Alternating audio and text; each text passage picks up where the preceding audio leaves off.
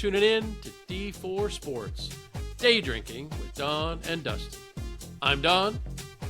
And I'm Dustin, and we're bringing you sports talk from around the world and drinking tips to make every game a winner.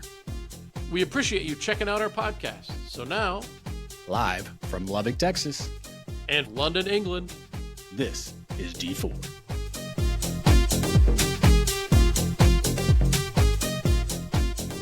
welcome everybody to episode number 86 of D4 Sports, a special Sunday edition, 2 weeks post Super Bowl, February the 22nd, a special day in my life for a very strange reason. I won my very first ever major bowling tournament on February the 22nd. And I remember because I shot 222 on February 22nd to win the tournament. So there we go. That's something hard to forget. That's heck of an opener right there. I mean, I wasn't even thinking about it. I just looked down at the date of my computer and I saw 222 and I'm like, well, there we go. There you go. Good start. Yeah. Well, how are you this fine Sunday, the 22nd of February, Dustin? Good start. Starting. It's early for you.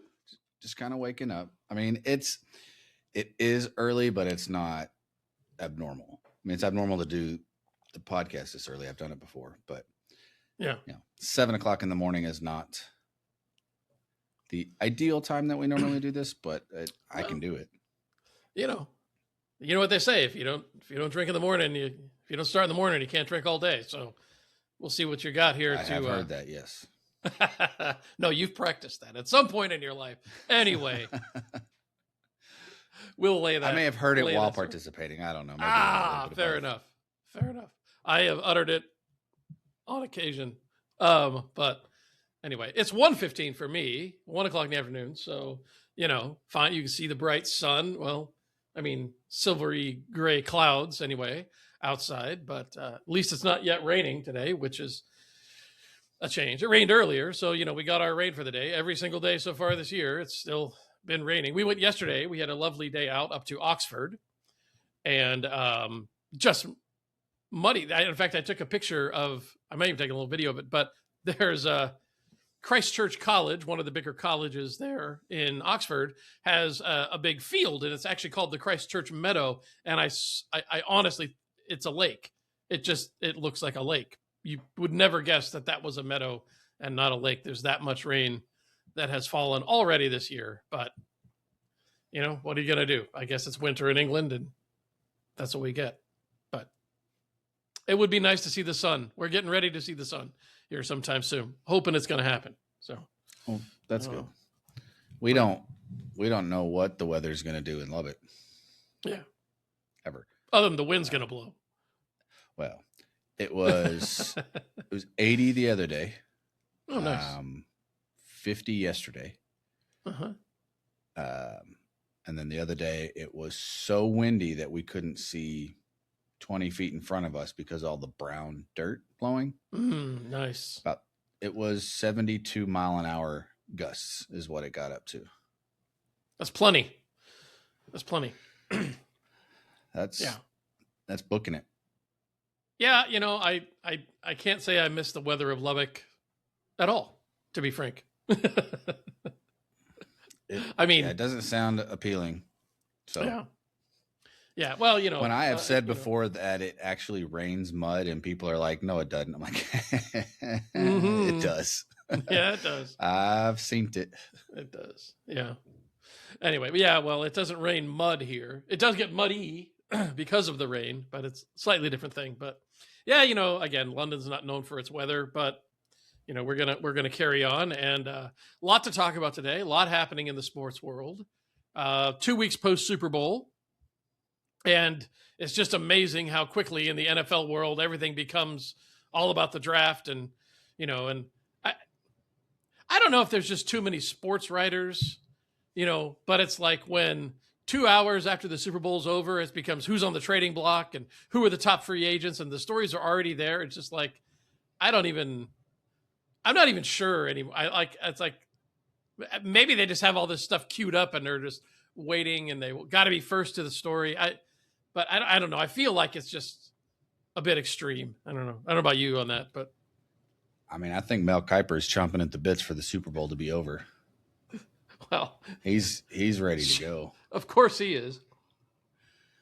Always, man. Mel Kiper. I haven't thought about him in a while. Todd.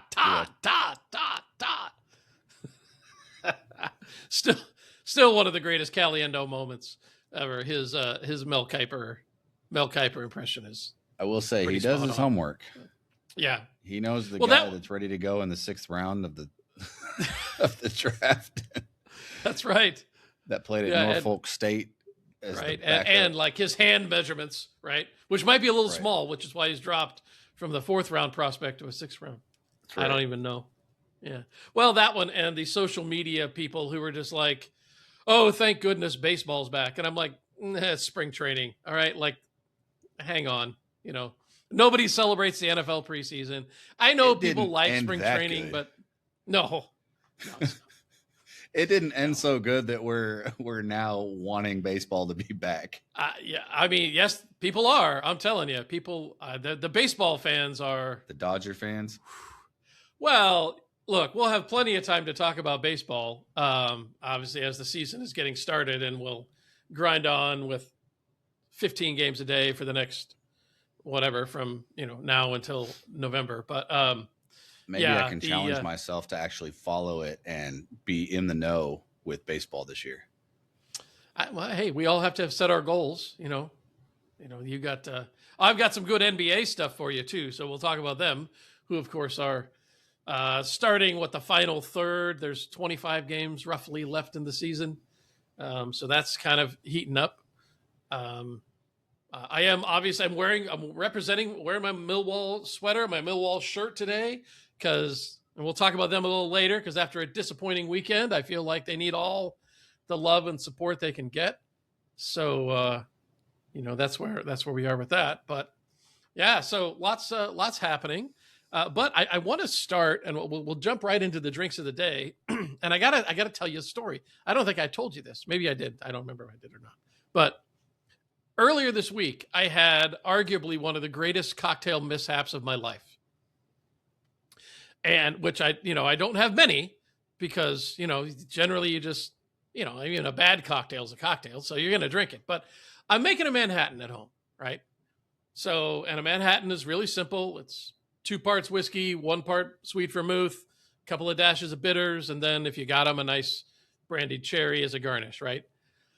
So I pour my vermouth, I pour my whiskey, and I go to get my bitters. Now, my bitters bottle has been a bit finicky because I don't know what happened, but there's there's a little drip cap on the top of the bitters bottle because, you just use a few dashes.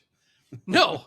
And somehow this one has been I don't know. It's all grooved. It's been hard to get the cap on. And it's just been kind of fussy, right? Whatever. The bottle's almost empty, so that's good. Well, anyway, I screw the cap off. I go, whoop, and the drip cap had come off in the cap. And I have no idea how much bitters actually went into the glass. Now, again, it was near the bottom of the bottle. It was everything left in the bottle. And it was probably half an ounce to an ounce, which is enough to make 25 Manhattans, probably, right? So now I've got this glass that's about 2/3 full, and it's almost dark brown. I mean, the bitters are so. I could imagine it did not look like a normal. And I'm sitting here looking at this. It was thinking, a dirty Manhattan, is what you did. Yeah. So I'm like, okay, so what am I going to do with this, right? Because I took a sip. I'm like, I can't drink that.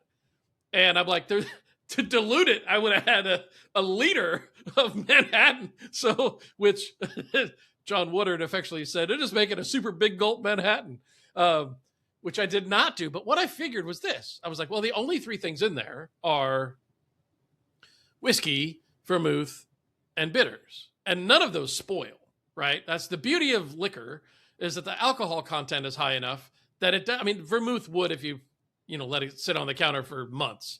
But they don't go bad. So I'm like, well, what do I have here? I've basically got a Manhattan starter mix. That's what I basically so I put it into a glass container. So I've now got a little like we don't have Tupperware like plastic, but we got glass storage container in my fridge that looks kind of like pomegranate juice, but it's actually what I've just called my Manhattan starter. So now that I have made my Manhattan starter, I come to today for a drink, and I don't have any whiskey in the house because somebody drank it all. I don't know how that happened, but so I've whipped up a cocktail, which is 2 tablespoons of my Manhattan starter and about 2 ounces of gin, which is a poor choice in hindsight. And I tasted it, and it wasn't great, so I threw a little absinthe in there, thinking, why not? Little spray rinse. And it's not terrible. I mean, I did go on to use that Manhattan starter, throw in a little whiskey, and have a lovely Manhattan, and it actually works quite well. It's a nice drink. This is not great, but I'll take one for the team and drink it for the show. But with gin. So, yeah. Well, the only other thing. Wow, another one. I don't usually buy much vodka, just because I don't drink a lot of vodka. But on the Super Bowl, I was doing shopping, and they had a sale on Grey Goose vodka, which is a very good vodka. And I was like, oh, let me do that. And I get the Grey Goose vodka, and it's a half size. And I'm like, oh, come. So I did not get a good price on this vodka. I thought I did, but I ended up with, so I have a little bit of that, but other than that, I don't really have much else to put in. But, and I also want to say, last week I mentioned that I couldn't remember the name of the absinthe that I was so bragging on, and I didn't ever say it in the show, but it is the Devil's Botany is what it's called. I think I've talked about it on here before, but Devil's Botany is the brand. It is a local absinthe. I put it in again here, so I want to make sure I give a shout out to the Devil's Botany absinthe, who will make every cocktail you drink better if you just put a little spritz in there. Maybe not everyone, but most. And anyway, so that's what I've got working today at a 1:15 on a Sunday. I don't even know what to call it. It's like I don't know. It's a gin Manhattan. Tribeca. Well, there you go. The Tribeca Manhattan. We'll call it that. Not a bad idea. All right. Gotta start somewhere. Yeah. All right. What do you got? I am dull and boring at 7:00 this morning. Okay. So I've got no chips, although I did see a new bag at the store in that section that maybe I'll try. I don't know. We'll see. I haven't had the best of luck on that so far. No. So, but I just went with normal coffee this morning in my fantastic mug. Oh, look at that. See, ladies and gentlemen, that's some of the swag that you too could have. Let us know. Reach out and tell us. We can produce that. Oh, man. That's good stuff. That is good stuff right there. So, very nice. Very nice. That's all you got? No kombucha, no sparkling water, no nothing? Another thing of coffee. You double fisted. All right. I just didn't want to have to get up and go back over there. Fair enough. I understand. All right. Well, so there we go. So there's your drinks of the day for today. So, well, then, given that you were, I don't want to say deficient, but not setting the bar on the drinks of the day, I'll give you a shot to redeem yourself with your opening sports shot for the day. So this past week or weekend, there was an incident that happened in Division II basketball. And I don't think I've ever seen this before. And I kind of, it's interesting what went through the mind of the individual that did this. All right. I don't have any names, but it was a home game for Kentucky State. The opposing team got the ball, fast break, nobody in front of him, goes up to dunk it. Fan runs onto the court to try to block the dunk, missed the ball. The ball still went in, and the fan just keeps running on out the doors out of the gym.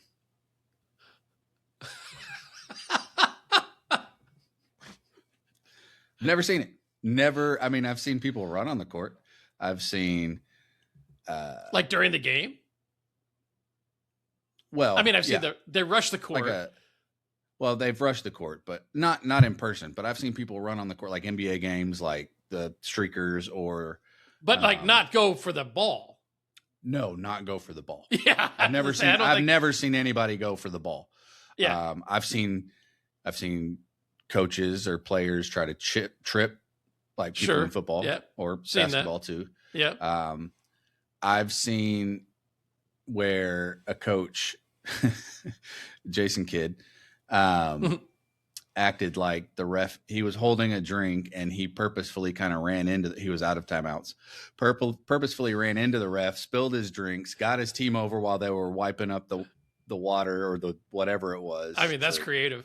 It was obvious though, like in replay. So I've seen all of that. Like I feel like I've seen quite a bit. I have never seen a fan go and try to block the shot of the opposing team.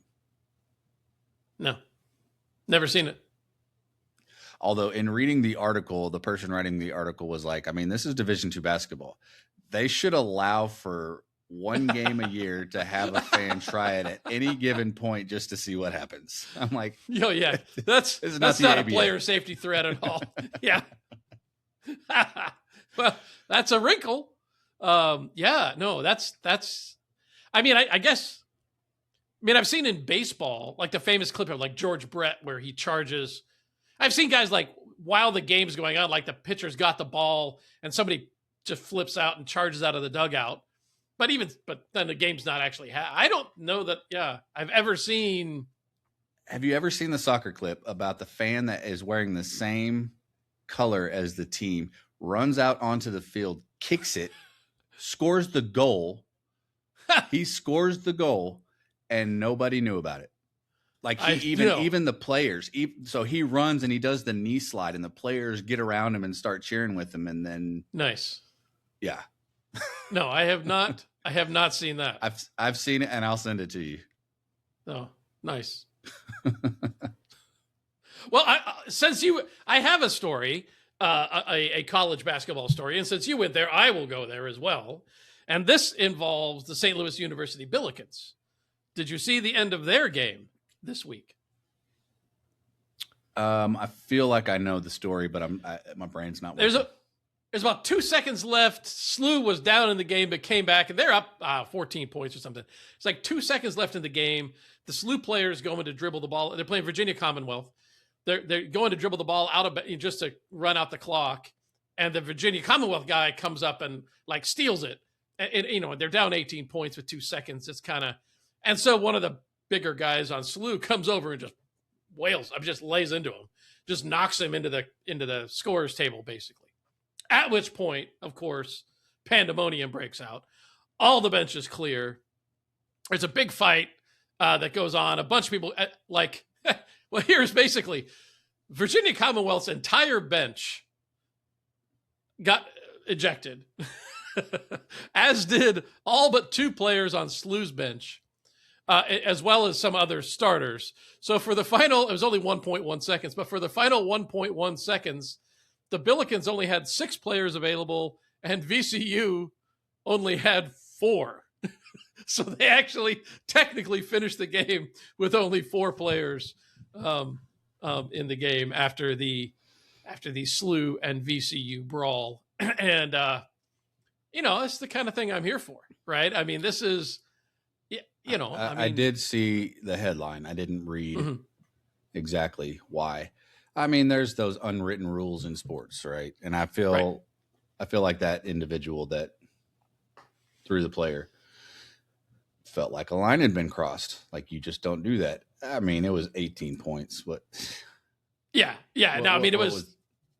That's like it's one of the, and there's a conference. SLU's in first in the conference, VCU's in second in the conference. So this was a big game. It's a big game. So it's especially pretty tense. I think it's the Athletic 10, right? The A10 conference. Yeah. Or Atlantic 10, or whatever it's called. Yeah. They don't have too many available spots to get to the tournament. No. Now they're not a conference that is only an at-large only. Right. Like the champion of the conference tournament, not necessarily the champion of the conference itself, but they may still both get in, but like you said, it's still a big game for both of them. Yeah. So yeah, no, and it was a tense game, and apparently it's it was fairly fairly feisty the whole game, but yeah, it's one of those, maybe learning moment for the guy from VCU who chose to be a high school Harry or whatever you want to call him, or what are you trying to prove? I don't know what your goal is there, but what you achieved was a massive brawl. And I don't know how often do college players get suspended? I mean, is that very common? I actually don't even know. Not too often. And I don't think anything in the fight was so egregious that, that's going to happen, but no, it was a basketball fight. They don't know how to fight. Right. They posture and peacock more than anything. It wasn't Canada and Sweden at curling. Let me tell you that much. We can come back to them in a little bit. But I did also find one other. Go ahead. Yeah. Well, I was just going to say I got one more, but I'll let you go and then I'll finish. Oh, just one other curious tidbit about this that I noticed as I was checking out the division, that VCU is one of 3 teams in the Atlantic 10 or Athletic 10, whatever they're called, whose nickname is the Rams. Mm-hmm. There are the VCU Rams, the Fordham Rams, and the Rhode Island Rams. Rhode Island Rams, yeah. Which I was like, there you go. And I also just real quickly found one other college basketball stat in looking at the standings. The Mississippi Valley State Delta Devils currently have the worst record in Division I basketball at 2-26, which is bad. But Air Force, rabbit hole it. Who are the not two? Quite? No, I didn't. but Air Force is 3-24 with an 0-16 conference record and a 20-game losing streak, which is the longest streak in the nation outside of Miami of Ohio's 27-game winning streak, since they are 27-0. And with that, the extent of my college basketball knowledge is now expended for the week. Well, there you go. You got one more quick shot? Quick one. So I'll go to college basketball. Mine's a little more extensive than yours. But it is a Sunday morning. Mm-hmm. It is episode 86. Mm-hmm. So I tried to look at Lamentations 8:6. It did not coincide with what I wanted. So I have Ecclesiastes 8:6. Oh, somehow we got biblical. All right, here we go. We are bringing church into sports. There it is. Ecclesiastes 8:6. For there is a proper time and procedure for every matter, though a person may be weighted down by misery. Let me bring the sports into this. As a Texas Tech basketball fan, JT Toppin, our best player, tore his ACL and is out for the season. It would have been better if it was Lamentations, but I'll take Ecclesiastes. Yeah. However, Tech did win their last game without JT by almost 30. So there is that. We'll see if everybody can step up and play their role. And but Kansas State's also the worst team in the Big 12. So well, there you go. And with that, I will draw in the Ecclesiastes reference and say, meaningless, meaningless. All is meaningless, which might even be a better verse for D4 Sports. And those are your opening shots for episode 86.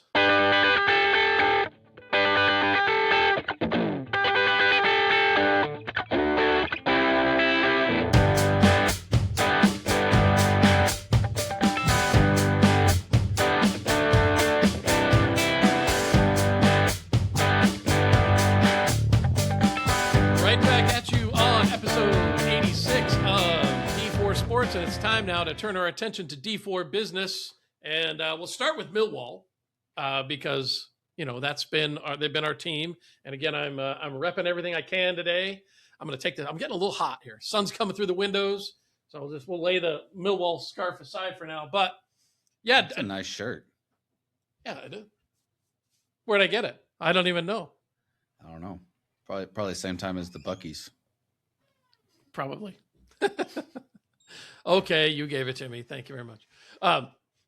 Anyway, Millwall, plays at home, terrible game, 3-1 to I want to say Preston, but it wasn't Preston. It was Portsmouth. Who was it? Portsmouth, who is in like 19th. They are not good, and we just laid another egg at home. The only good news is that the only other team in the top 6 that won was Coventry. Everybody else, one of them took a draw. I think maybe Ipswich got a draw or Hull, but almost everybody else lost to Wrexham 3-2. Oh, did they? Well, Wrexham won 5-3. Whoever they beat, they scored, put up 5. Okay. And they put up. It was one. I don't remember which. It was one of the playoff teams. So Wrexham is now back in 6th, but we're holding on to 3rd place. We're still 8 points clear of the playoff line, and there's only I think 12 games left, 12 matches left. So we're still in good shape. But my goodness, why can't we play at home? Why can we not play a game at home? I just don't understand. And it's troubling and disappointing, but and this game was just, I mean, you gotta beat the 19th place team on the table. You know what I mean? No, I agree. Yeah, it was Ipswich that lost 5-3. It was okay. But no, I agree with you. I don't understand the home game jitters this year. Even if it's more than jitters. Even if you win half of the games you've lost at home, you're sitting in 1st place right now. Right. Yeah. No, I don't even. It's hard to believe. Yeah. Even if we draw in those games, we're probably a point or 2 out. I mean, I may go back and see what that looks like. Yeah, we need to do the math on that one, but I don't know. And to be honest, even in the game that we went to, we score in the first 10 minutes. Which was a difficult, on a set piece. It was, mind you. Yeah. It was a difficult shot. And we're glad it went in. Yeah. But they just played defense the rest of the game. Right. Well, and apparently this game, and you didn't watch it, I assume. I don't know if it was televised over there. I know you get more games on television than I do. I was driving, so. Yeah. But apparently we're only playing like one attacker again. And I don't know, at home, instead of putting a more offensive approach in there. And again, this is where, I'm not able to get into the strategies of sport, of the sport, and talk about, that playing a 4-3-2-1 versus a whatever. I mean, I don't have enough deep football knowledge to get into that point, but yeah, just disappointing again to see. I mean, bad that we lost, of course, but even just that we aren't competitive at home. I don't know, but anyway, I don't know. As an athlete, or once was, I've always heard when you go to the away games, so like yesterday, I was on the road going to a regional basketball game for the high school that I follow. And you don't just follow; you're the color commentator, sir. Well, I did color commentating yesterday one time. Woohoo! Uh-huh. But our girls have played better on the road this year. And in college, I always heard, well, when you're on the road, it's just you. You don't have to worry about the outside things or anything like that. It's just you and your team and your teammates, and you're out there playing. And I get that to a certain extent, but you feel more comfortable at home, your home pitch, your home court. I mean, that's why they call it home court advantage, right? Right. You have more fans. It's louder. Right. Yeah. I don't understand it this year. It's an anomaly. It's weird. Right. Yeah. And I mean, at the high school level, I could see maybe the whole idea of, everybody's in the bus and traveling together. And so you have time where everybody's kind of more or less focused on just playing the game, which for high schoolers, that's a big deal, right? You play a game after school, kids have been in school all day. They maybe only had 90 minutes to get themselves focused for the game if they're playing at home and that. And, but we're talking professional. This is professional sports. I mean, it's not top flight. This is all they do. This is they do. That excuse doesn't really fly much, at this level. So I don't know what it is, but I sure hope that they can figure it out and close the deal. We talked about it last week. We dare to hope, but hope is a dangerous thing in sports. Yeah, it is so dangerous. Yeah, tell me about it. I was just coming into the Super Bowl 2 weeks ago. I know how that feels, but moving on, but sticking with football, guess who's leading this week in the Premier League? Yeah, kudos to you. This guy played the bench boost, though. That's probably why. And left Holland on the bench, which wasn't a bad idea because I played Joao Pedro and he gave me 12 as captain, and Holland would have only given me 10. So there we go. The guy ahead of me only has like 18, and I was like, nice. And then I look, and he only played 3 guys, and most of my team has played. Yeah. Nobody's really having much of a week this week, so we'll see what happens and if anybody managed to get the right guy. Well, the average was only 21 points yesterday. Yeah, no. So I'm at 40. I think I'm at 40. So I'm in pretty good shape. So, however, I'm still in 6th place. You're still in 3rd, right? Is that correct? No, I moved down. You moved down to 4th because you know how there was that 2 week, like there were that multiple game thing last. That second half of that pushed him over. Yeah, the Arsenal game. Yeah, they played twice. So, and in one other bit of news, and I don't know if you saw this. I actually have 2 other Premier League bits of news. Number 1, PSG, Paris Saint-Germain, is apparently making overtures to acquire Erling Haaland from Man City. Which, if they do, all I can do is say, please be after this season so I don't have to figure out how to put my fantasy team together without Haaland. But, there's that. But that would be obviously a major coup. I can't even imagine how much money that would cost. Haaland's only 25 years old. I mean, that's ridiculous. And I don't know enough about PSG. I know they made the big play for Mbappe a couple of years ago, but I don't know how good they are on the grand scheme of things. I know if that would tilt the balance of power in global football, European football or not, but I mean, is Haaland he's pretty good? I mean, I know he's good. I do know he's good, but is he to tip the balance of that becoming the powerhouse of national football? Well, I mean, they're already one of the biggest teams, right? I mean, Paris Saint-Germain is one of the biggest teams. Yeah. I've heard of them, so that means that there's something. But I don't know, to be honest. What I have read, and again, this is where I can see the numbers, I can see on paper, I can see how many goals he scores, right? And he's just huge. He's an absolute beast out there on the field. And I look at Haaland, and I know enough to know he's a great striker, right? But what I have read about him apparently is that he's not a creating player, right? He's not a guy who's going to get the ball and create the play. He's a finisher. I've read that as well. He's a true striker. And again, he's not the I don't dribbler. know. He's not going to get around you. He's not going to be fancy. Right. He's going to be that tree in the middle of the field that's just going to knock it in the goal.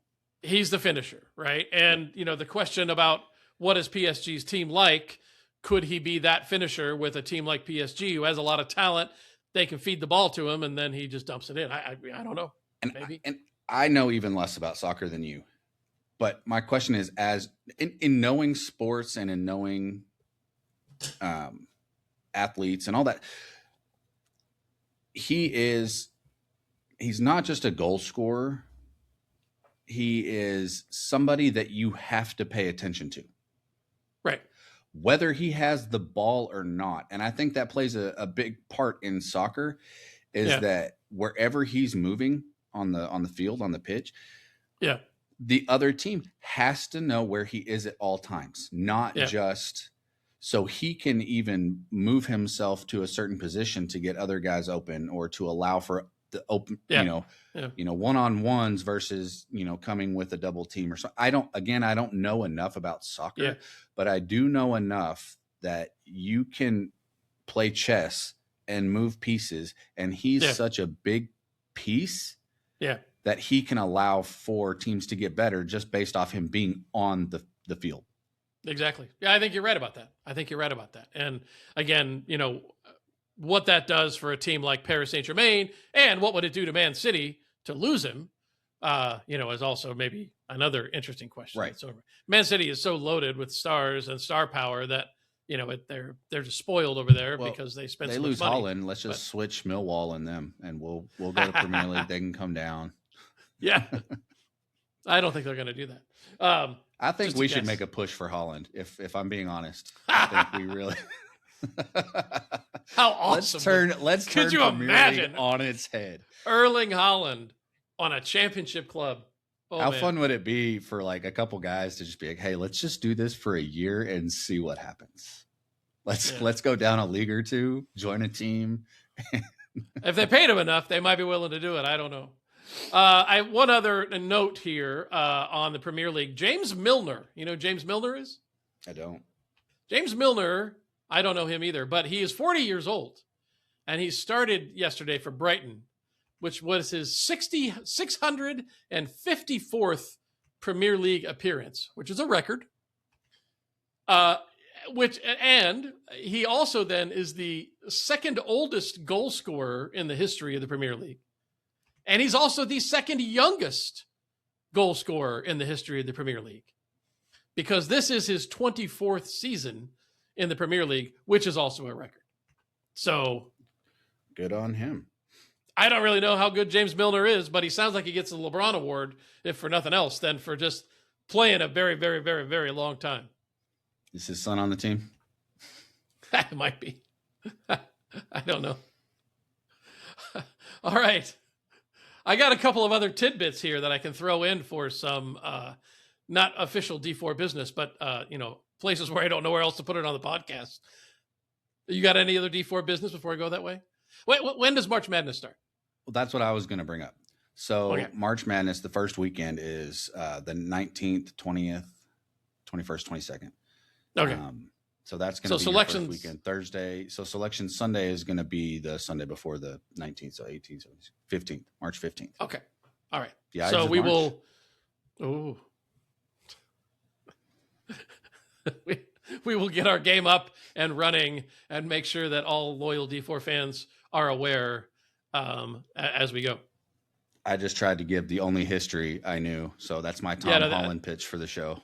That was extremely impressive. Yeah, by the way. But let me throw a couple other bits out here. Are you familiar with Molly Schuyler? Mm-mm. Molly Schuyler, kind of seems like a woman I'd like to get to know, because she just set the wing eating record for 200 wings in 20 minutes. Oh. And I just awful. I just got to say, at the end of it, she just looked. I mean, she had so much sauce on her. It was like, and I like, okay, I know you're celebrating, but grab yourself a little wet nap for 200 wings in 20 minutes. So that's. I ate wings last night, but it was not 200. Yeah. 200 is a lot. Oh, and thanks to the beauty of social media, I have ruined my social media feeds for the next week, because an ad came up on Instagram for the ITTF World Table Tennis Championship Finals, which will be held in Wembley in May, at Wembley in May. And it was like, book your tickets now. So I was like, I just want to see how much they are. So I clicked, and the tickets start from around £70, which I have to admit seems like an awful lot to watch people play ping pong. But at any rate, table tennis. Now 80% of my social media feeds, of course, are now your algorithm just got table way tennis screwed up. So there's that. So that's fun. And the other your one feed that now has table tennis, darts, curling, bowling. Well, I have a lot of bowling on mine, unfortunately. Actually, I like bowling. So anyway, but the other way that I have ruined my social media feed is I clicked on a story that has nothing to do with sports and nothing to do with drinking, but is kind of loosely related to D4, because we talk a lot on here about names, right? And strange names or odd names of athletes or just other people in general that we come across. And I came across this graphic that has names that are going extinct in the United States. And all of these names at one time appeared in the top 200 names in America. then declined by at least 50% or more, and now there are less than 10,000 living people in the U.S. with these names. So let me just say, can you? What do you think? Throw one out there and tell me if you think you can get one. Theodore. No, there's a lot of Theodore Teddies. That's well, there's a lot of Teddies, but that's short for name your Theodore. kid Theodore. I could understand naming him Teddy. All right. Give me something else. Gertrude. Huh? Gertrude. No, Gertrude is not on there. Now, it's possible that Gertrude was never in the top 200 names. It's very possible. I'm just Imogene. Imogene is one, which something like a Gertrude. You got any other guess? Donald. No, brother. That's just not fair. But no, Claude. Seymour. I know a Claude. You know a Claude? I don't know a Seymour. There you go. I know a Claude. Everybody calls him Benny. Nobody calls him Claude. Seymour. He's also Maud. like 80. Yeah, well, yeah. Maud. Well, there you go. Maud. Not very many Maud and Mauds Claude. left. Less than 10,000. Lucille, which is a little surprising. Oh, that's sad. That's sad. Yeah. Lucille. Alta, Ola, and Leola, which I can't say I know anybody named any of that. Roscoe P. Coltrane. That's the only Roscoe I know from the Dukes of Hazzard. Shout out to Holly's daughter. She goes to Roscoe. It's a school. There you go. Roscoe. Grover, which is nice. And then a few of my favorites. Flossie, Flossie, Flossie, which somehow that was in the top 200 names in America at some point. Flossie? Flossie. Virgie, Virgie. Selma. Effie. Nell. And I think the one that actually surprises me is Frida. Because Frida doesn't seem like too terribly unusual a name. But how were any of those in the top 200? I don't know. They had to be a long time ago. Had to be. Because obviously there's less than 10,000 of them around now. So odds of us knowing anyone with that name are quite slim. They have to be older people. I mean, I understand that, but those are... Ain't nobody naming anybody some Flossie crazy anymore. Names now. Yeah. I don't know. If I ever get a dog, maybe I'll name it Flossie.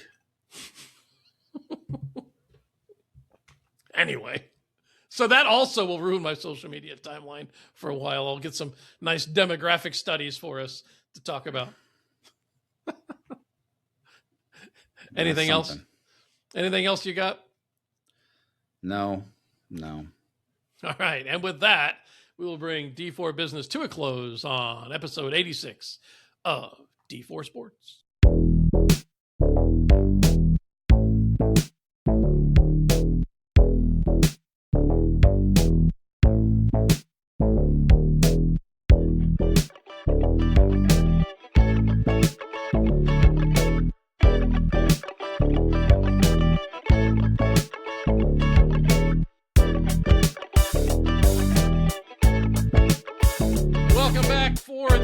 Roundup on episode 86 of D4 Sports, and I just got, I'm being paged, just told that Dustin has an update.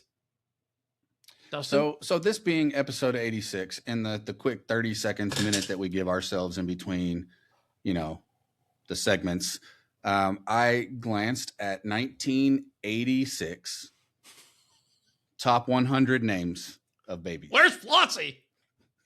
She wasn't on the list. But do you know who was number 100 for the girls' names? Episode 86 or in 1986? In 1986. Was it one we just Karen. talked about? Karen was number 100. In the boys' names, number 71 was Donald. Mm-hmm. We're top 100. Who takes the cake at number 42? Dustin. Yeah, okay. Yeah, we weren't born in 86, though. Let's be fair. Oh, I wasn't born in 86. I'm just saying this is episode 86. I could look up your year, but I don't know if it can compute that far back. I'm not real sure if it can. I don't even. You don't need it. What's that hostility? I didn't earn that hostility. Well, all right. Well, no, well done. But you deserve it You didn't earn it. You deserve it. All right, whatever. Fair enough. Either way. All right. Well, this is February the 22nd, the grand anniversary of my first ever bowling tournament win, and it's also the last day of the Olympics. And so, I haven't watched much of the Olympics. I followed it because you have to when the Olympics are on. And there's been some great stories, and some of them are more D4 than others. And I sent you one of these, another one I didn't, but we have done plenty of animals in sports. And there have been two really excellent animal events at the Olympics. The first one is the Czechoslovakian wolf dog running out onto the course during with some cross-country skiers. The dog's named Nazgul. Nazgul. That was such a you throwback. Yeah. And he comes charging out and he's running along with him. And he twice got in the course and he was running along with him and he crossed the finish line. And that was nice. But that's an appropriate name for the look of that thing. That dog was not a small dog. No, not a small dog. And yeah, he looked friendly enough, I guess, by his interaction and everything. But yeah, so that was the one that got the most of the headlines. But then the next day, I saw that there was a mountain goat climbing the ski jump hill, just going, making his way up there. I don't think it was during competition or anything. But after seeing Nazgul, I was like, I don't know if that's somebody's pet mountain goat or I don't know if they have pet mountain goats in Milan, but maybe they do. I don't know. But anyway, so those were fun. A couple of nice Olympic moments. And I know we'll get into it, but ice bowling or curling or whatever you want to say, that's the only thing I've really watched this go around. I don't know. I know we talked about it before. You are a big Winter Olympics guy. Used to be. Yeah. Yeah. Right. And I'm not as much, but, I did see something. It was a reel of a guy talking, and he was talking about the differences between the two sports. It was like, all right, you're going to start at this point for the Summer Olympics and you're going to run to there. Go. Yeah. And then for the Winter Olympics, it's like, we're going to put you on this cliff and you're going to lean forward on these two poles and you're going to shoot off of it and see how far you can get without dying. Some of it is that, right? Yes. Or there are some like the luge or the skeleton, like a normal person, you can look at that and go, well, that doesn't look too hard. I can guarantee. I've never thought that, but all right. Yeah. I've heard people say that. I have heard people say, wow. Okay. Yeah. And I'm going, you realize you're going pretty fast. Yeah. That's 70, 80 miles an hour. It's not just the weight that allows you to go up. Like you have got to manipulate your body on this board to allow for that. So like I said, I have heard people say that and I'm going, there's no way. I'm guaranteeing most people couldn't just keep their feet off the ice that far down. That just the abdominal strength it takes to just keep your feet up would, and then of course not getting them severed by the blades of the luge. But for sure. Yeah. So there are some things that are fun, but I think it's a lot of fun. I mean, a lot of I don't know if I do ski jumping, or half pipe stuff, but yeah. How often do you get stories of like penis enlargements and all that for Olympics? I mean, there are stories, but come on. I mean, you're trying to get minimal. Well, all right. So speaking of penises,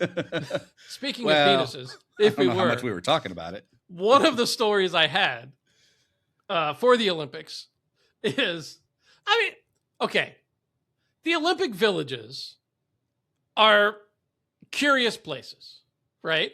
Because that's a good you have 3 weeks, more or less, of people, the vast majority of whom are between the ages of 18 and 30, all of whom are world-class athletes in probably the best shape of their life they're ever going to be in, right? In high-pressure situations, all crammed together in very small living quarters. And you don't hear much about Olympic Village babies, which is kind of surprising in hindsight. But part of the reason for that is because the Olympic committees have proactively started supplying contraception, i.e. condoms, to the Olympic Village. And the story that I read, and I obviously cannot personally confirm this is true, but I've heard this was something similar happened at the Summer Olympics last time. In the first 3 days of the competition in the Olympic Village, they began to run low on condoms because their supply of 10,000 was almost depleted.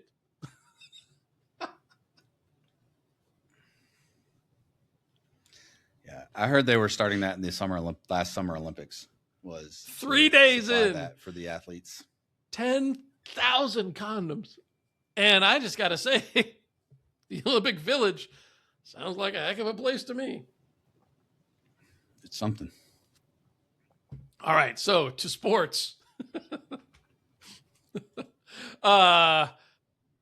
Canada, of course, at the center of the curling fight and heat for the double touch. And I don't even know if it's a penalty. I think it probably is. They went Sweden. There was a big row and they're swearing at each other and about to come to fights on the ice. And that got everybody fired up about curling. But then they go on to win the gold medal. So they didn't, clearly didn't get 360 spinoff. What's that? I don't even know what that means. No. To win it, the guy, instead of how they push off and they slide and then they let the stone go slowly. Yeah. Yeah. The guy pushed off, did a complete 360, and then let it go to win. That's just hot dogging. Yeah. Yep. All right. I saw a reel where a go. guy was like, here in the curling community, we don't do something like that. We're boring. We're old. But the finger push, that was interesting, right? That I struggle to figure out how much of an advantage that could possibly give anyone. But are we talking about the strength to give it a little more oomph? Can that really allow for it? It was Bruce Lee literally could probably get it there. It was literally this. Right. Yeah. Bruce Lee could get 20 miles an hour on that thing with his. This guy didn't. Outside of Bruce Lee, I don't see that making a huge. Now, the length. It might be against the rules. Fair enough. Right. But yeah. The length of the ice, that is not going to drastically. I don't know. But it was. But it's a headline. It was a big. Canada headline. goes on to win the gold, and let's just say the social media memes did not disappoint in the comments. Let's see another story I read purely for the comments. Somebody's like, "It seems suspicious, but I can't put my finger on it," and the likes of, And there's somebody posted the picture, the Sistine Chapel with God and David. God's out there, and it's just the stone. The stone. I don't even know. Sometimes the internet always wins. Yeah. Not always. Well, the internet does always win, and sometimes it's even good. So that's nice. But actually, as we speak, the men's gold medal match is going on between the USA and Canada. But I will have to say the women's hockey, USA and Canada, was a tremendous final. And the USA women's hockey, they won their first 5 games, all 5 straight shutouts, all of them either 5-0 or 6-0. Then they went in, and I did not watch the gold medal match, but I watched that game-winning goal by Megan Keller, and I'm telling you, that was spectacular. That was an absolutely amazing goal. She's coming down head up with the Canadian defender, tosses the puck behind her legs, comes around, reclaims it, and then flip. That was as good as anything you're going to see any NHL player do. I'll tell you that much. And, sure. So suffice to say, I don't watch much women's hockey, and not because I don't appreciate women's hockey, but I just not something I'm going to watch. But that was a tremendous match. And frankly, this final against Canada and the U.S., I don't know how Canada. This Canadian team is virtually a dream team. Sidney with Crosby and Connor McDavid and and do you Nathan want to know the score McKinnon right now? and Celebrini. What is the score? It's 1-0 US. Oh, all right. Well, I mean, Canada has kind of, And it's 15 minutes left in the second, so we've got a long way to go. I mean, they were very good, but they didn't like just blow everybody away. I mean, there's a lot of good international players in the NHL, and there's a lot of hockey that's played. If the U.S. in Eastern wins Europe. this, it's not the Miracle on Ice. No. But I didn't know they hadn't won a gold in 46 years since the Miracle on Ice. I didn't know that. They hadn't. But yeah. So, yeah. It'll be a big one. For sure. So, yeah. Speaking of Olympics, I saw this. So, speed skating. I don't know if you saw this. The women's speed skating. I saw some, yeah. Well, there was a distance thing this year that I think it was China had a strategy. Mm-hmm. So they start off in a pack, and because it's distance, you're going slower to start. Well, after the first lap, this girl from China goes off in a dead sprint. Mm-hmm. She sprints it about 4 times and then slows. She gets 1 lap ahead of the entire group and then slows up and then is now at the back of the pack. Yeah. Wait, let me just stop you. Are you sure that's this year? Because I've seen this clip, but that was from. Did they do it this year? Because I know they did this 4 or 8 years ago. Or the guy that I watched said this year at the Olympics. Oh, okay. So now maybe they did. It may be a strategy that has been used before, right? But whether or not it's this year, so the strategy itself is she is now at the back of the pack, and all she's got to do is stay with the pack. Yeah, right. So then. As they speed up, she speeds up, all that stuff. Yeah. Well, apparently in speed skating, when you get to the last lap, whoever is leading at the last lap, they ring a bell. Right. Yeah. Well, because she's now in the pack, they ring the bell. She only has 1 lap to go. Right. Everybody else has 2 laps to go. Yeah. But everybody hears the bell.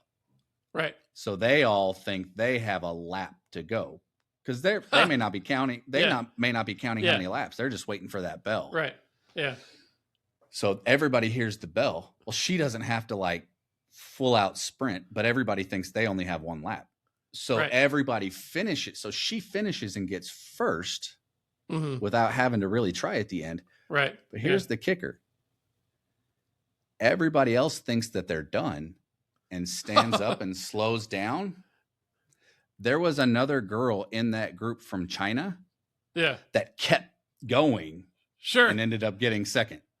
Nice. Huh. Yeah, so I saw that from several years ago. And, I mean, she ends up winning the gold in, very anticlimactic fashion because, she's at the back of the pack. But I never actually saw what happened after that. But it's whether or not it was this year or not, right? And I get what you're saying, but the strategy behind it is at some point you've got to think, why is this girl going so fast at the beginning? Yeah. I mean, I don't know. Why is she the only one doing this? Right. Yeah. Right. Yeah. So. Yeah, so I mean, the Olympics, Alyssa Liu, great story, and again, I'm not a huge figure skating guy, but I mean, it's incredible. But to me, it's one of the nice things of the Olympics is you get to see people, and you had last weekend you had the quad god, and I don't remember his name, right? The guy who was the overwhelming favorite to win the gold, and he crumbled, right, and goes out there and just on the free skate portion just lost it early and couldn't ever get it back, and it was a mess, and it was a stunning defeat. But then you see someone like Alyssa Liu, and it's just great to see people who have their greatest performances at the biggest stage, and you always get that some of these times at the Olympics, and that was a great one, right? And I don't know how you're not a figure skating guy. We both kind of look like Scott Hamilton. I mean, all right, we could do it. All right, and I'm sure some of the people out there listening, all 4 of them. One of them may have to Google Scott Hamilton. Yeah, probably so. Yeah, good old Scott Hamilton. He's been announcing now for longer than most of our listeners have probably been alive. All right, let's jump into a couple of other things. How meaningless is the salary cap in football when the Kansas City Chiefs restructured Patrick Mahomes' contract this week because he was on target to be like the highest paid player and the biggest. Somehow they were able to lower his salary cap number from $78.2 million in this next year to $34.65 for the upcoming season, freeing up $43.5 million of salary cap space. I feel like there's so many smart people in the room of how can we finagle this, that the salary cap is meaning. So let's look at baseball. Now, baseball doesn't really have a salary cap. No, right? No, they don't. Yeah. But what are they able to do? Let's look at Shohei Ohtani or Bobby Bonilla, right? Yeah. Like, we're going to give you this astronomical amount, but it's all going to be on the back end when you're not really here or playing or anything. Right. That's part of the deal. Yeah. So we can open up some space on the front end to get some really good players. Right. No, yeah, of course. But the reason I make the point about this one is because the NFL is held up as the salary cap. And I think it is, right? The salary cap, the salary floor and the salary cap are hard caps, but it still shows you that. And I know they convert it to bonuses and they do all this stuff and it then amortizes out and whatever. Right. But that's what I'm saying. Smart people in the room. It just becomes, there is a point where you're like, how can you take somebody who was supposed to be counting against you $75 million and convert that so that less than half of that actually counts against you? Right. I mean, at some point you're like, whatever. I try not to get into all of that mentally because, one, it's not my money, and two, it's all gonna, it is meaningless. Like it is. Because they're going to figure out a way to do what they can, what's best for the team financially. Yeah. And it's ridiculous. It really is. I suppose the good thing at this point is it hasn't led to any team being able to build a true super team, in the NFL. So you are able to get teams like the Seahawks who can build a team, with only a couple of real superstar players, come out and not only be competitive, but win the Super Bowl, even when a team like Kansas City, who has superstar players, isn't able to. So there's that. But that's a nice segue into the NBA. And I'm sure you've read the stories about all of the ideas floating around for how to get NBA teams to stop tanking. I actually I read one idea and I loved it. Which is have the bottom 4 or 8 teams play each other for like draft seeding. It's like a mini tournament. If you're going to tank, you now have 8 teams to play single elimination. The winner of that gets the first pick. The loser gets second. And then you play a third and fourth. Like that is, you may be tanking, but you still have to play on the back end against the other teams that are bad. Yeah. Right. Well, yeah. And this is something, so, I got this, multiple sources there was a meeting on Thursday, as well as the competition committee said that they're here's some concepts throwing out there, right? Number one, the first round draft picks can only be protected for the top 4 or the top 14 plus selections, right? The lottery odds freeze at the trade deadline. So wherever your standings are at the trade deadline is where the lottery numbers are. That's one. No longer allowing a team to pick in the top 4 in consecutive years and or after consecutive bottom 3 finishes. So you can only tank once. Although that could potentially penalize teams that are genuinely bad. Are just bad. Yeah. A team cannot pick in the top 4 the year after making the conference finals. The one that I did see that was interesting was take all of the teams who don't make the playoffs, and the number 1 team outside the playoffs actually gets the first pick. Oh. Which is not a bad idea, except you almost every year get one or two teams that are right on the cusp, right? Right. And so they're sometimes a it comes lot down to better. that last game or two. It does. So that maybe not be perfect, but it's not a bad idea.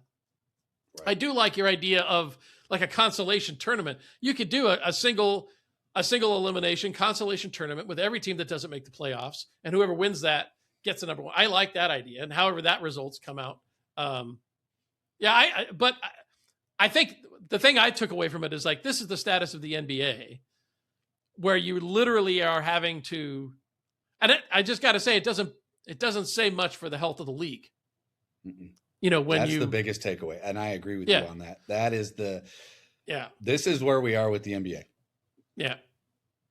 And that's unfortunate, right? And what's crazy is right now, there's some of the best players that we have had in the past 20 years. Yeah. I mean, I know LeBron's on his way out, but the core of what the NBA has in regards to players, like the young guys, this is some of the best that we've had in a long time. Yeah. Which is exciting, but still, this is where we're at. Yeah. And I think the one thing that's interesting on the difference between baseball and basketball, where I think you have equally non-competitive landscapes. I don't know if you saw the story about the Angels owner coming out and saying that winning is not even in the top 5 priorities of his fan base. Rather just a good and affordable experience at the ballpark, which is important, but strikes me that you want to win a game. But was keeping Mike Trout on that? Yeah. Yeah, I'm sure. Did you ask Mike Trout if he cares about winning? But what's fascinating is the draft is basically inconsequential in baseball, right? There's like 50 rounds of the baseball draft, right? With all the minor league teams and all the farm system, all that stuff. So there's not really, the only incentive to tank in baseball is just financial, just to dump players and save salary, right? Which again, I know the NBA is a really complex formula, but they too have a salary floor and a cap and then a tax structure if you exceed and all this crazy stuff. But the NBA has got an issue where you just literally have half the teams half the way through the season, they're just like, yeah, screw it. It's not worth it. And why would any fan go to a game at that point, But yeah, no, I get it. All right. Anything else for the Sports Roundup on episode 86? Nope. All right. There it is. Sports Roundup, D4 Sport.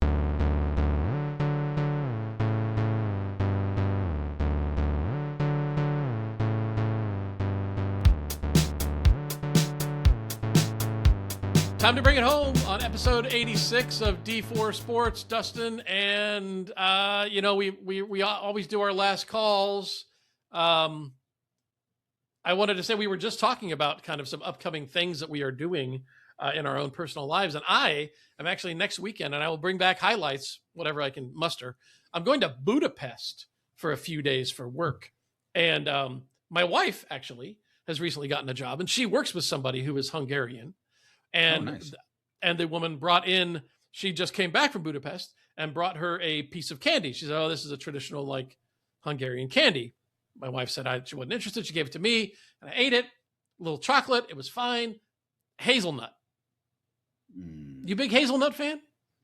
No, but my kids are. Oh, Nutella. Whew, they eat that stuff so much. The preponderance of hazelnut in the UK and in Europe is striking to me. I mean, literally half the time we look at any sort of candy bar or chocolate and it's like, oh, and hazelnut. And we're like, and neither of us really care for hazelnut that much. I don't like it's here. My it's wife in the US too. My wife really doesn't like it. I find it to be okay. And frankly, I think Nutella might be the best of it. But hazelnut is extremely overrated. Extremely. It is. Personal opinion. Extremely overrated. Okay, so hazelnut or warm fruit? Oh, why do I have to choose? Well, mix them. A warm fruit hazelnut dessert. Oh. Make that into a cocktail and you'd have a last call. But for now, a side of crab meat. warm fruit, hazelnut, crab meat chips. All right, what do you got for a last call? We have declined drastically in about a 2-minute span. All right, what do we got? So my last call. Have you seen all the information on the new NFL team? Nope. No? The Indiana Bears? You haven't seen anything on the new Indiana Bears team, have you? I haven't awesome. read much. As there's not much traction on it right now, right? But there have, for the past several years, Chicago has talked about, the Chicago Bears have talked about building a new stadium, needing a new stadium. Didn't they even buy land up in the Northwest? I thought they did buy land in Illinois. Yeah. There is now talks of Hammond, Indiana being a place of building the stadium. Now, it's very close to the Illinois line. Sure. Right? So, but it's still, you can't be the Chicago Bears and in Hammond, Indiana. Now, I get you've got the San Francisco 49ers in Santa Clara.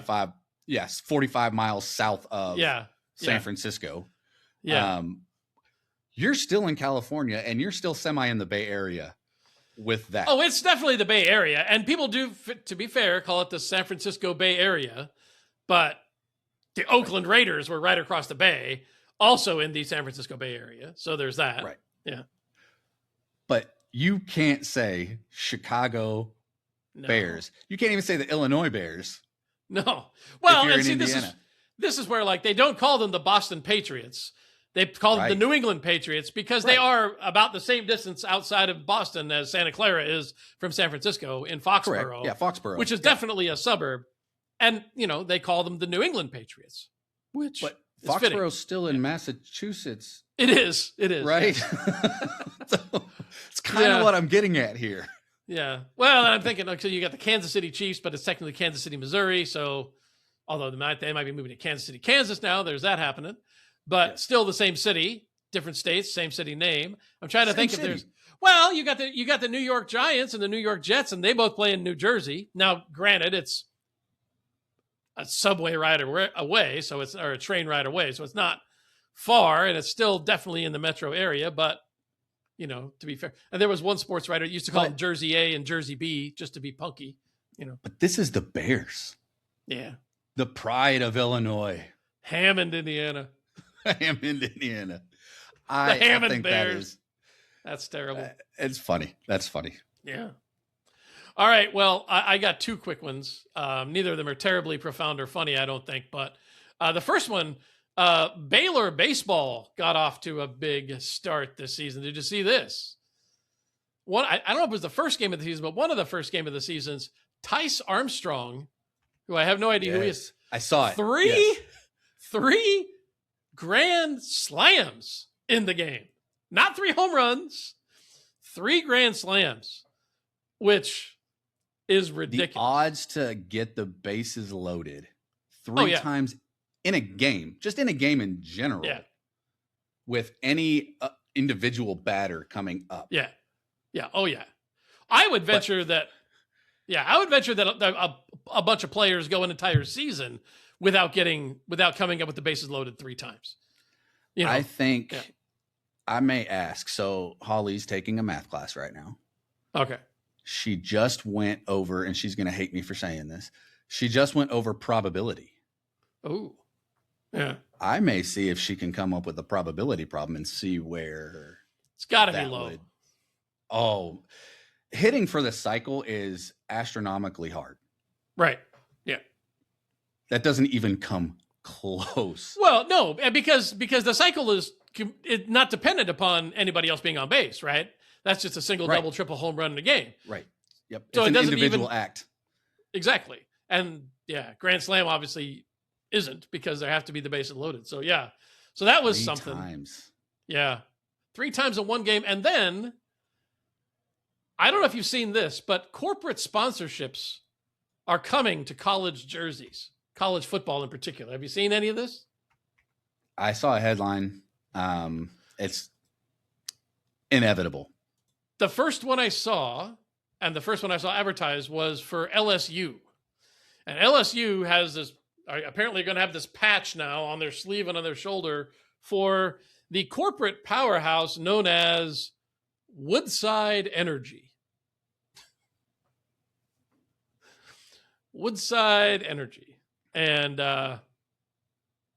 given all the money in college football, with all the NIL stuff and everything that's going on, I find it hard to believe that they really need to reach out for corporate sponsorships, but I guess maybe companies are demanding it. I don't know. But American sports, I will have to say, has fought the European model and the rest of the world model, where every company, for sure, every team, I mean, like Millwall's shirts don't say Millwall, right? No. None of the football teams, they have their logo, but they don't say the name of their team on there. They say the name of their main sponsor, which changes year to year, which gives them a new way to sell jerseys and all that. But American sports have resisted that, and I'm just wondering if this is gonna. They've got the patches now, and I think like for the NBA, they've got the patch, just one of like their biggest sponsor, and I think my favorite one is the Oklahoma City Thunder. Have you seen that? I haven't. Loves, like the gas station, Loves. Yeah, nice. It's based out of Oklahoma City.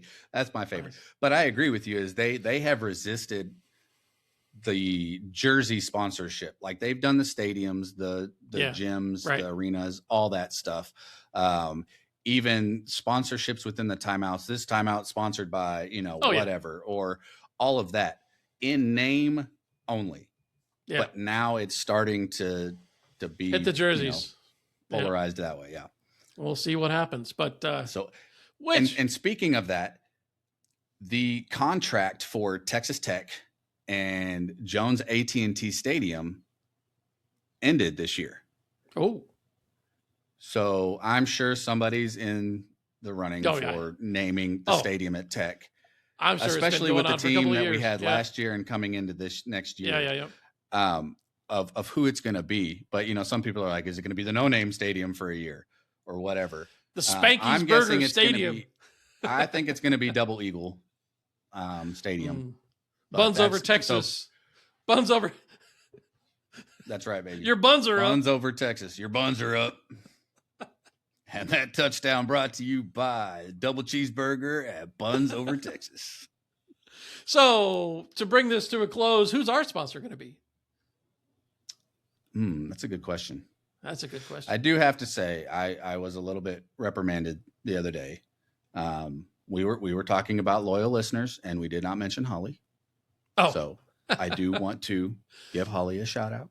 She is a loyal listener. I believe she has listened to every episode. That's impressive. That is more episodes than I have listened to. So I've only listened to them all because I edited them all. So. And if I'm being completely honest, that's more episodes than I've been on. Because I did miss one. That is true. At the very beginning. Well, we'll have to maybe we'll see. We'll have to see what we can do in terms of if listeners, if you have an idea for a good corporate sponsor for us. And if you go back, the very first segment I did back when I thought we would be really creative with this podcast, and I did my first segment where it was, brought to you by whiskey, just whiskey. I remember. You could always, you've got the local Devil's Botany you could send an email to. Oh, damn. Isn't it the Devil's Botany? It is Devil's Botany, yeah. I don't know. I'm not sure what I'd ask him to do because I'll happily run it anyway. We will bring you up every episode if you help me. Hey, this segment brought to you by Devil's Botany. I'm happy to do it. That's right. I don't know. We'll see.